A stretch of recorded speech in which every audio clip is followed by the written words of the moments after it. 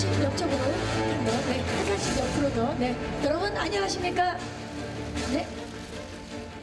자리해 주시기 바라겠습니다. 그래서 반갑고요. 예. 일단 7년의 밤 이게 워낙 유명한 소설이 원작이잖아요. 예. 그래서 일단 영화 소개부터 간단하게 좀 해주세요. 영화. 어떤 우발적인 사고죠. 우발적인 사고가 잘못된 선택으로 인해서 이제 사고가 되는데 그 잘못된 선택을 하게 된 최현수라는 인물과 그 우연한 사고로 사랑하는 딸을 잃은 오영재라는 인물의 복수, 그 두 남자가 대립하면서 생기는 7년 전의 이야기와 끝나지 않은 7년 후의 이야기를 담은 7년의 밤이라는 원작을 영화한 영화입니다. 예. 그 속에서 이제 또 맡으신 캐릭터는 저는 최현수 역할이고요. 우발적인 사고로 살인을 하게 되고, 근데 그때 이제 잘못된 선택을 하게 되죠. 그래서 거대한 복수에 맞닥뜨리게 되고 그 과정 속에서 가장 소중한 아들을 지키려고 처절하게 몸부림치는 그런 아버지 역할을 맡았습니다. 사실 이제 저는 개인적으로 이걸 원작을 안 읽어서 워낙 많이들 읽으셨으니까 이제 읽으신 분들은 좀 더 짐작하시는 게 있겠지만 이게 아마 뒤에 가면 뭔가 이렇게 또 약간 한번 꼬여 있는 원작도 그런지 영화화 하면서 되는지 이제 제가 잘 모르겠으나 뭔가 한 번 더 꼬여 있는 부분이 뭔가 더 있는 것 같고 좀 미스테리적인 느낌도 있고 그런 것 같더라고요. 그런가요, 실제로? 그 영화의 본질, 그 원작의 본질과 원작에서 주고자 하는 이야기들을 고스란히 가지고 오되 영화적인 차별점들의 좀 볼거리나 좀 재해석, 재창조 이런 것이기 때문에 사실 뒤에 결말은 소설과 좀 다르고 그건 이제 영화를 보시면은 뒤에 이제 스포일러라서 보시면은 그렇구나라고 느끼실 수 있을 것 같습니다. 제가 이제 알려져 있는 지금까지 공개되어 있는 자료들만 이렇게 보면 여러 캐릭터들 중에서 류승룡 배우가 맡으신 캐릭터가 사실은 가장 좀 뭐라 그럴까요? 다양한 성격이 좀 복합적으로 섞여 있다는 느낌이 좀 들기도 했어요. 상당히 어렵지 않으셨을까 하는 생각이 들었는데 이렇게 묘사하시기가. 그 사실 인생을 살면서 누구나 겪는 보편적인 감정들이 있죠. 근데 어떤 특별한 사람들만 겪게 되는 어떤 거대한 태풍 같은 큰 파도 같은 그런 일들을 겪을 수도 있죠. 근데 불행하게도 최현수라는 인물은 정말 일반적이지 않은 일들을 겪게 되면서 감히 가늠할 수 없는 그런 상황에 빠지게 되고 그런 심리 상태에 빠지게 되죠. 그래서 사실 소설과 또 감독님과 무한한 대화를 나누면서 여러 가지 경우의 수 중에 과연 어떨까, 나라면 어땠을까, 이런 계속 심리 탐구와 그 추적을 계속 했던 그런 작품인 것 같습니다. 실제로 이제 이 내용 보면 상당히 소설 자체가 되게 좀 어떤 스토리의 짜임새가 되게 좋았다는 평가를 많이 받았다고 그래서 이 영화도 아마 그런 면에서 스토리적인 면에서 관객들에게 좀 많이 어필을 하지 않을까 하는 이제 기대를 해보는데 또 미장센도 또 되게 공을 많이 들이셨다고 그래가지고 단단한 스토리와 정말 다음 한 장 한 장이 기대될 정도로 소설 전체가 저도 단숨에 읽었는데요. 그런 탄탄한 이야기, 그리고 긴박한 긴장감, 그리고 모든 인물에 동화할 수밖에 없는 그런 필력. 근데 이제 소설을 읽으면서 이게 영화를 한 편 보는 것 같은 세밀한 묘사들이 있어요. 그래서 근데 과연 이 소설 속에서 느꼈던 텍스트로 느꼈던 이제 상상하면서 느꼈던 것을 어떻게 구현해낼 수 있을까, 불가능하지 않을까라는 생각을 했었는데 이제 영화를 현장을 가면서 또 이렇게 후반 작업을 하면서 이렇게 또 작품을 보고 나니까 정말 상상한 것 이상으로 혹은 소설 때 느꼈던 것 이상으로 구현해냈더라고요. 그래서 다시 한번 그 전문가들과 우리 스태프들한테 경의를 표합니다. 너무 감사합니다. 특히 이제 이 어떤 그 캐스팅을 봤을 때 뭐 감독님도 뭐 광해 때문에 워낙 깊은 인상을 주셨던 감독님이고 또 이게 지금 포스터에 있는 네 분의 배우가 사실은 딱 상당히 이제 뭐 장동건 배우나 류승룡 배우 또 그 세대 또 송세벽 씨 또 구경벽 씨 다 아주 상당히 그 세대의 대표적인 아주 연기파 배우들인 것 같아요. 작품을 하시면서 어떤 호흡, 뭐 스태프들과 또 배우들끼리 호흡은 어떠셨는지요?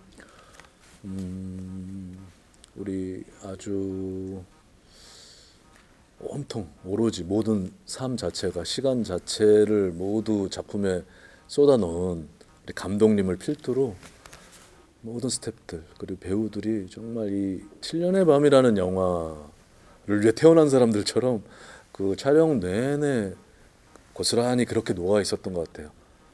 7년의 밤의 인물들 그리고 거기에 있는 사람들처럼 그래서 굉장히 특히 이제 배우들하고도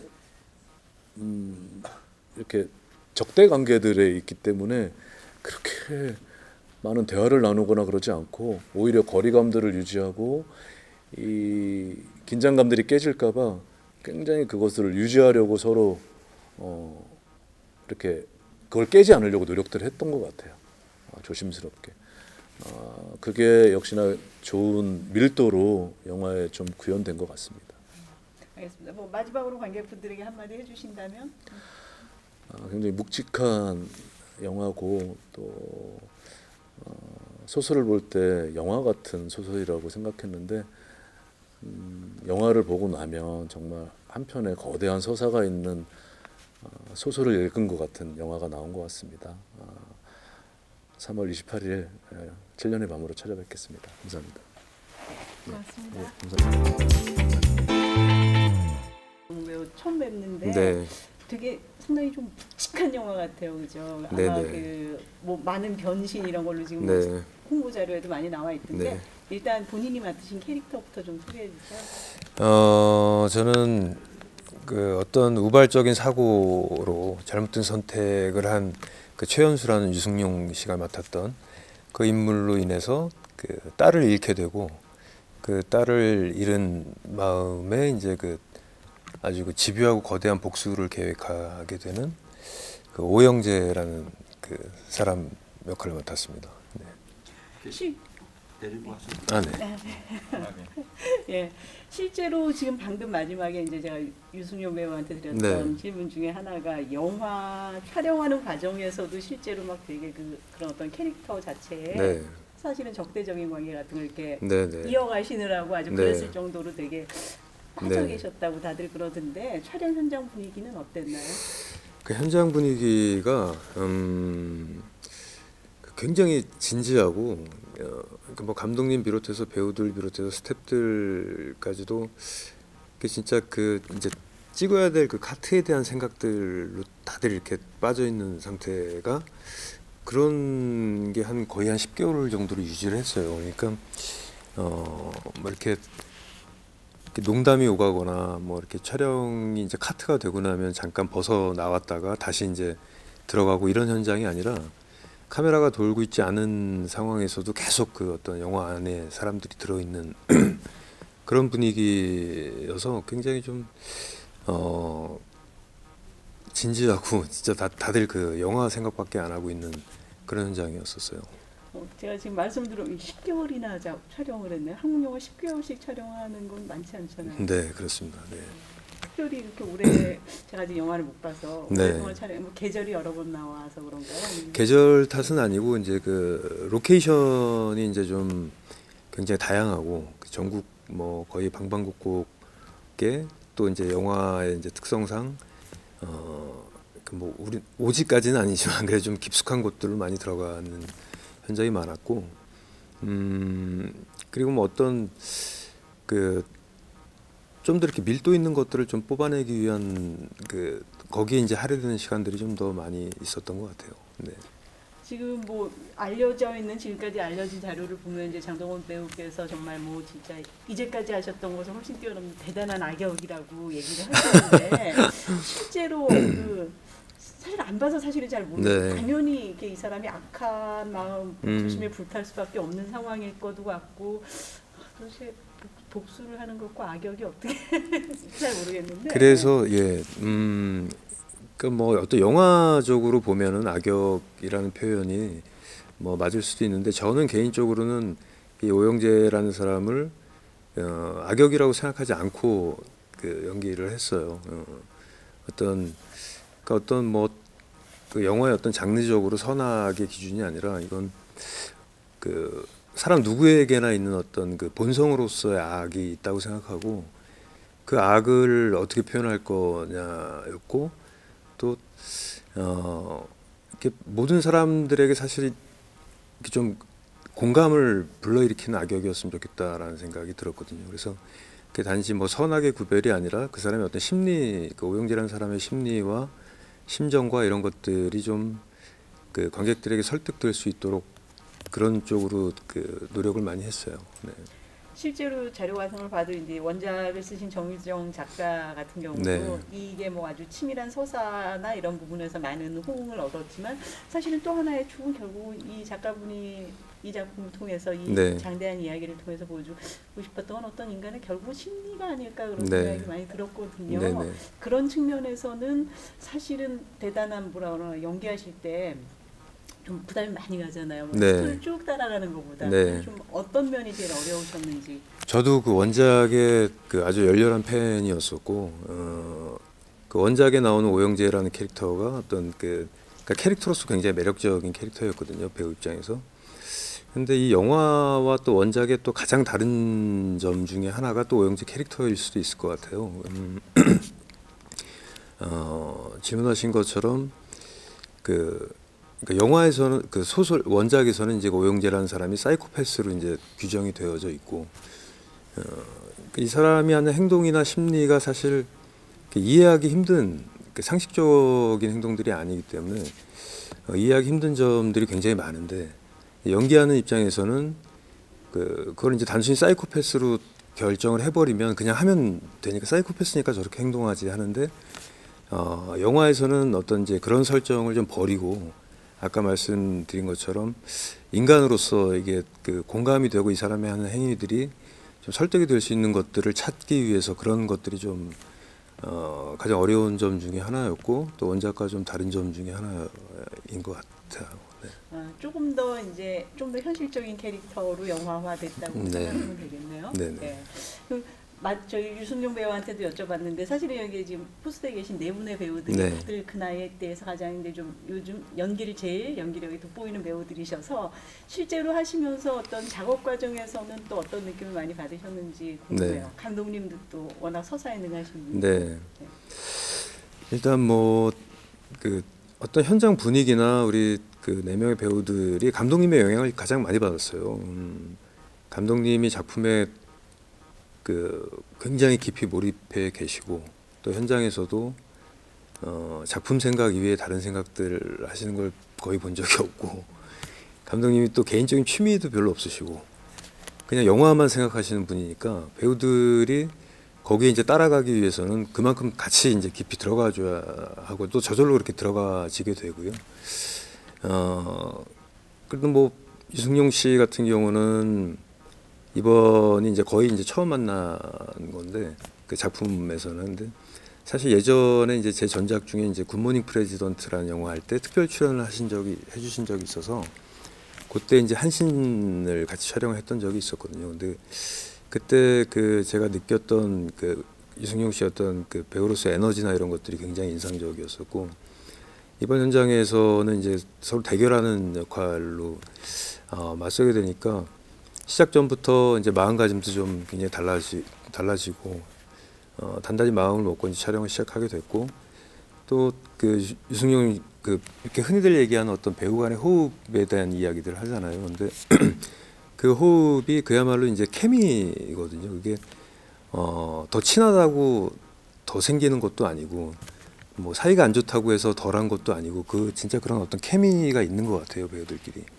근데 유승용 씨와는 카메라 앞에서 연기를 하면서 그냥 승용 씨와 같이 연기를 하고 있으면 내가 이렇게 뭘 이렇게 더 막 하지 않으려고 해도 저절로 이렇게 내 연기가 저절로 이렇게 되고 있는 것 같은 느낌 같은 걸 받았었어요. 그래서 그야말로 호흡이 굉장히 좋았었던 것 같다는 생각이 들어요. 네. 마지막으로 또 기대하고 계시는 워낙 이제 원작 때부터 잘 아시기 때문에 네. 많은 분들이 기대를 하시잖아요.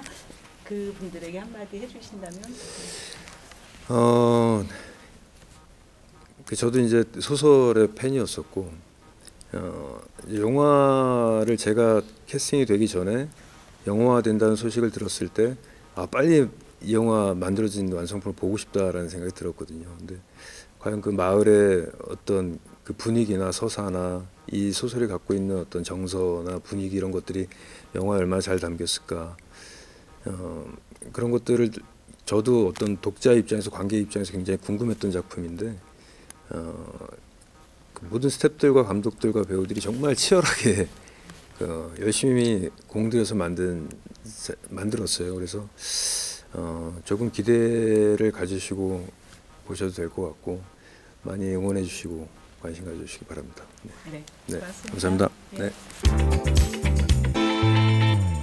못 봐서.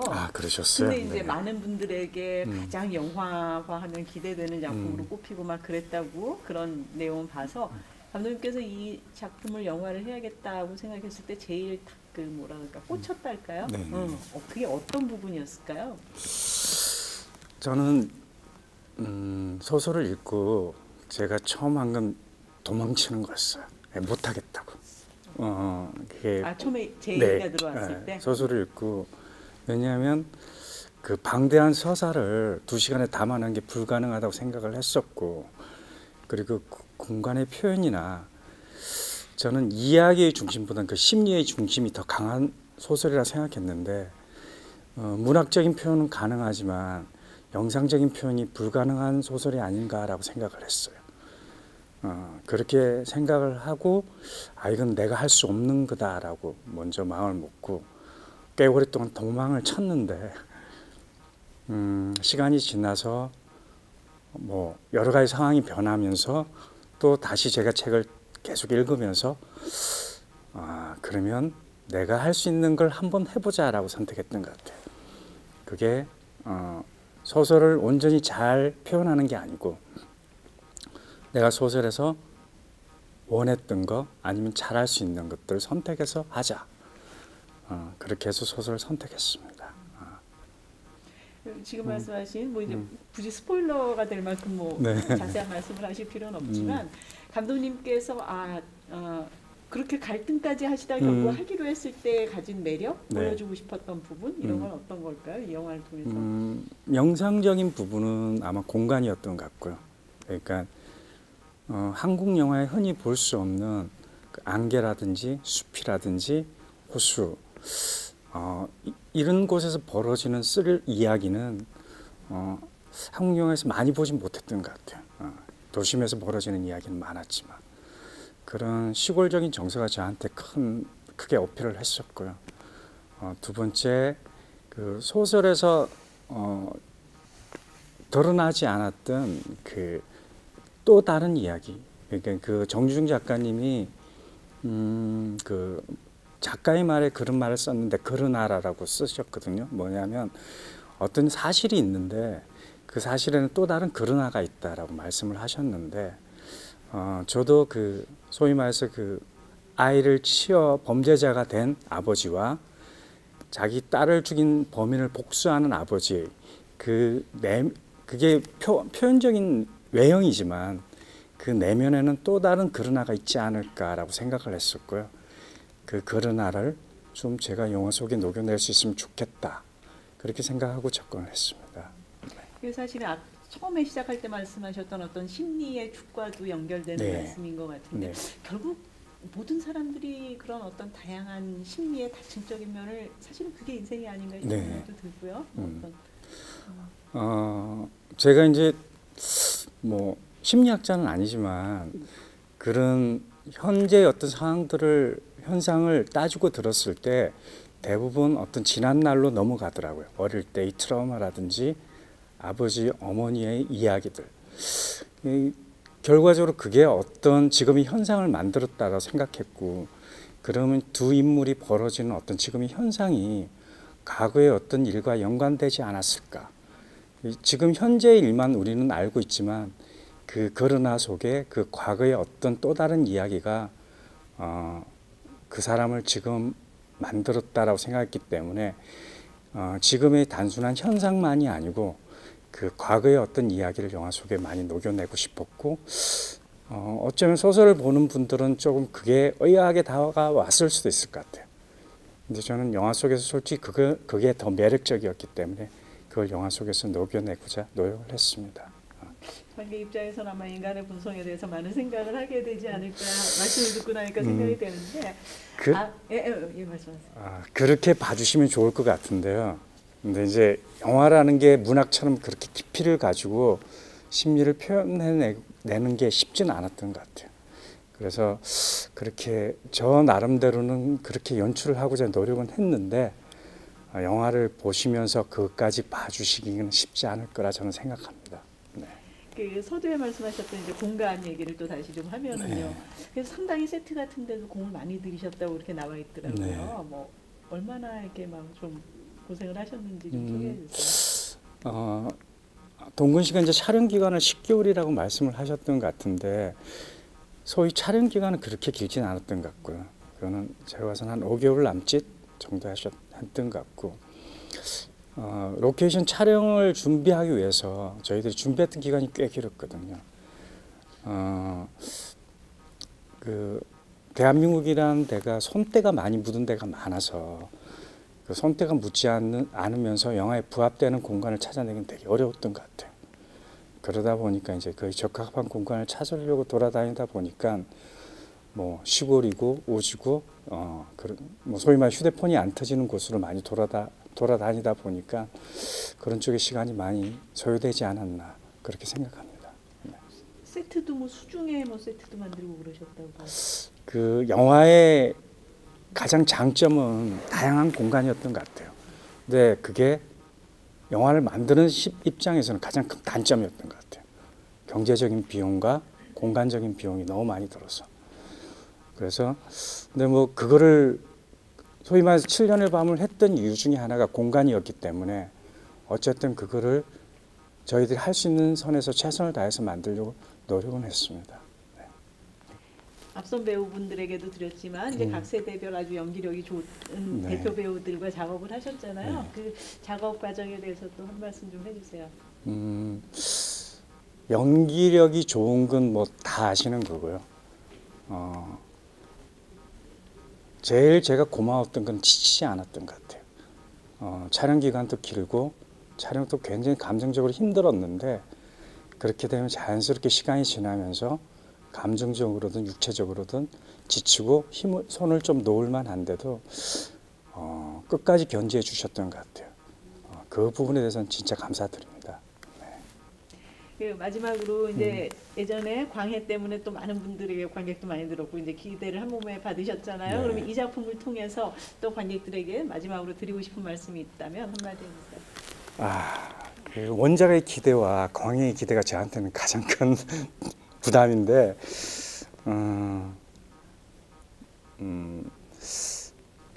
잘 만들었다는 말씀 못 드리겠고요. 그냥 열심히 만들었으니까 그냥 즐겁게 봐주셨으면 감사하겠습니다. 네. 네, 고맙습니다. 네.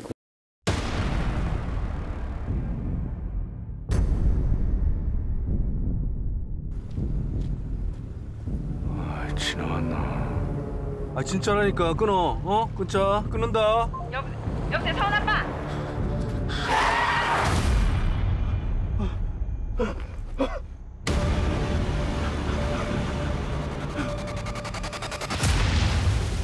애가 못담시 저길 들어가요? 그러니까 그게 귀신한테 걸린 것이지. 아침에 경찰이 왔었어. 혹시 여기 왔었어? 팀장님 어디서 봤다고 하던데요? 죽은 줄 알았던 아이가 내 귀에 속삭였어. 로리가 죽어! 로리!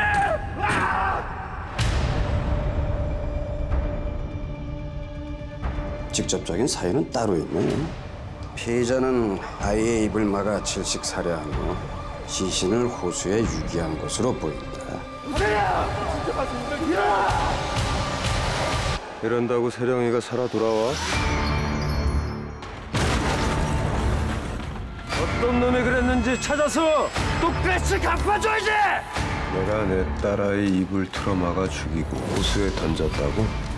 사랑 진짜 악마예요. 내가 끝내야 끝나는 거야.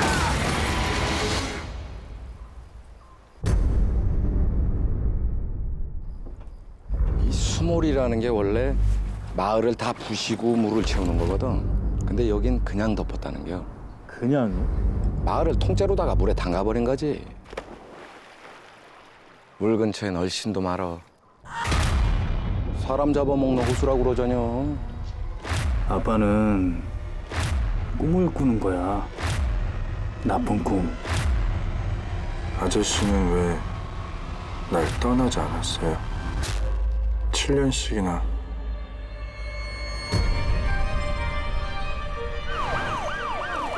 진짜 나 버린 건 그 사람이라고요. 나 죽은 애 봤어. 시신이랑 눈이 마주치면 붙들려서 도망을 못 가. 그 나요. 밤이 되면 그 애가 날 찾아와. 복수 같은 거 하고 싶으면 깜방에 있는 그 인간한테 말하고!